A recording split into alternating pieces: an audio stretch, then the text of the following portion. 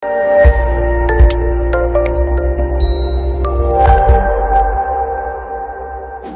semuanya, terima kasih kerana masih menonton video saya ini. Dalam video saya yang sebelum ni, saya mengatakan salah satu hal yang menyebabkan kurangnya berkesan pada bekam terhadap tubuh badan kerana tak sabar dan tak yakin kan, ataupun kurang sabar, kurang yakin. Okey, sekarang kalau kita dah mula untuk yakin dan mula untuk bersabar, kita kirakan kuatkan semangat untuk lakukan satu-satu rawatan tu dengan keyakinan ianya boleh membantu memperbaiki kesihatan ataupun dapat mengawal kesihatan ataupun dapat mencegah daripada penyakit secara efektif. Kita dah yakin kan, kita dah sabar, kita dah doa dan kita tahu kita akan lambat laun terima juga kesannya. Itu dah memang bagus. Tapi ianya tidak bekerja apabila kita hanya lakukan rawatan tu hanya sekali atau 2 kali saja. Ianya tak berkesan begitu sebab tubuh badan kita tak bekerja macam tu. Ia bukan magic, bukan 1 kali bekam, 2 kali bekam, 1 kali urut, 2 kali urut. Masalah tu boleh selesai sampai bila-bila. Kadang-kadang memang itu pun kalau masalah kesihatan tu hanya yang kecil saja, mungkin physical pain, penyakit fizikal yang mungkin sakit tangan, sakit kaki, kadang-kadang memang 1 kali 2 kali tu kita buat bekam memang boleh baik. Tapi di sini saya nak katakan ini adalah untuk masalah kesihatan yang lebih serius dan yang lebih ambil masa untuk diatasi atau untuk dikawal. Jadi kalau buat rawatan alternatif, complementary ataupun macam bekam, urut dan sebagainya, memang memerlukan kita untuk lakukannya secara rutin. Kerana kita kan dah faham bahawa kita sebenarnya melakukan bekam ni untuk membantu diri kita untuk melakukan self healing. Jadi self healing tu memerlukan proses yang panjang, memerlukan masa yang panjang untuk dia pelan-pelan memperbaiki diri kita dalam untuk kesihatan. Ianya mengambil masa kan. Jadi dengan itu kita perlu untuk lakukan bekam secara rutin supaya kita dapat bantu proses tubuh badan kita memperbaiki diri tu, iaitu proses self healing. Kita dapat support the process of self healing. Dengan itu kita harus rutin untuk lakukan rawatan bekam. Dan kita pun faham kan bahawa kita sekarang nak bekam pasal nak buang darah yang rosak, darah yang kotor, darah yang mati.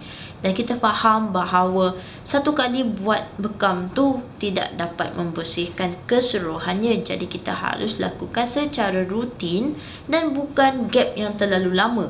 Maksudnya bukan masa macam sekarang kita bekam lah, nanti lagi 6 bulan, lagi setahun baru bekam. Tidak. Dalam masa 6 bulan ataupun setahun tu, anda bayangkan berapa banyak kotoran, berapa banyak toksin yang dah boleh kita kumpul balik dan kemudian tu kita bekam. Dan bayangkan setiap kali kita bekam, bukannya kita keluarkan banyak sangat toksin dan kotoran. Dan kalau kita dah kumpulkan balik dalam 6 bulan, dalam setahun, baru kita bekam lagi, macam mana kita nak bersihkan secara efektif darah-darah kotor tu? Macam mana kita nak cepat-cepat atasi masalah perjalanan darah? Macam mana kita nak cepat-cepat kawal penyakit tu kalau kita lambat lagi baru bekam? Melainkan kalau kita tak ada masalah kesihatan, kita betul-betul fit, kita tak ada apa-apa simptom pun, itu mungkin okey lah, masih okey untuk lakukan bekam 4 bulan, 5, 6 bulan sekali atau setahun sekali. Sebab tak ada masalah, masih okey, tak bermasalah untuk lakukan macam tu. Tapi yang saya katakan ni adalah untuk mereka yang mahu mengawal kesihatan atau mahu melihat adanya improvement dalam tahap kesihatan. Mereka harus lakukan bekam secara rutin, iaitu 2 minggu sekali atau 3 minggu sekali atau sebulan sekali. Ianya tergantung kepada keadaan darah. Dan harus kita lihat apabila kita bekam, kita akan lihat keadaan darah, keadaan tubuh badan dan kita akan beritahulah macam mana dan berapa lama lagi yang perlu kita bekam. Kita berikan guideline, dan mudah-mudahan dengan itu, dengan kalau anda dapat ikuti, mudah-mudahan akan anda dapat lihat anda akan dapat lihat kesan bekam yang lebih efektif, dan lebih cepatlah anda dapat nampak perubahan dalam tahap kesihatan anda itu. InsyaAllah, kerana kami sangat berharap dengan cara ni, dengan apa yang kita tahu, berdasarkan pengalaman, berdasarkan daripada apa yang kita perhatikan, insya-Allah dapat membantu anda, membantu ramai orang untuk memperbaiki kesihatan. Kita semua mahukan satisfaction. Kita mahu merasakan kebaikan dari apa pun yang kita usahakan. Jadi dengan itu kami faham yang anda sedang usaha untuk memperbaiki diri anda secara keseluruhannya, kesihatan mahu diperbaiki. Jadi di sini jika kami cuba untuk nasihatkan anda, harap anda dapat ikuti, kerana kami juga mahu merasakan satisfaction untuk dapat melihat kebaikan yang anda dapat perolehi melalui rawatan kami, melalui pertolongan bantuan kami kepada anda. InsyaAllah mudah-mudahan Allah memberikan kemudahan untuk anda untuk memperbaiki kesihatan dan melihat mendapatkan satisfaction, insyaAllah.